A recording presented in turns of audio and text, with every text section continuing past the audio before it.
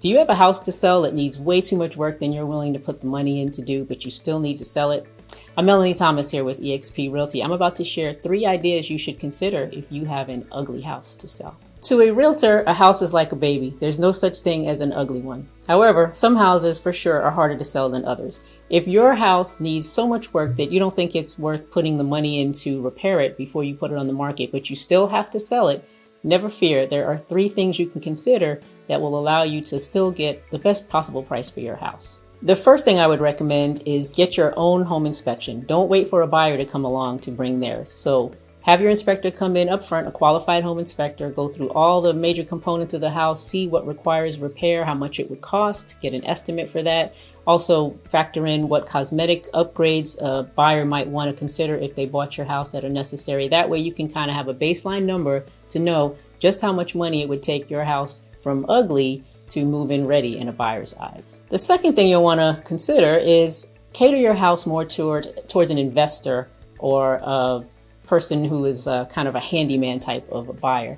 The average buyer who doesn't know anything about fixing up a home is not going to be willing to buy a house that needs a ton of upgrades and repairs. It's just going to not even appeal to them when they see it online, and they'll just skip right over it. So emphasize the features of your house, what it could be, what the potential is. You know, this room could be this, or, you know, this kitchen could be ready for your upgrades, your own ideas. You know, make it sound positive as opposed to negative.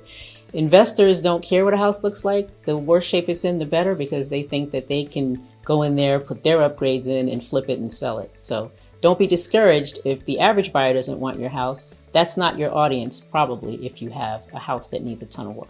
And of course, the final aspect you want to consider is you must price your house accordingly. If your house is a fixer-upper, you can't expect to get top dollar on the market compared to homes that are move-in ready and have upgrades and custom features in them. So price it accordingly and competitively. You may end up starting a bidding war over investors who want to get a hold of that house and get in there and fix it and flip it. Particularly if your house is the ugliest house in a nice neighborhood, it's going to have a lot of value to somebody like that. So price it right.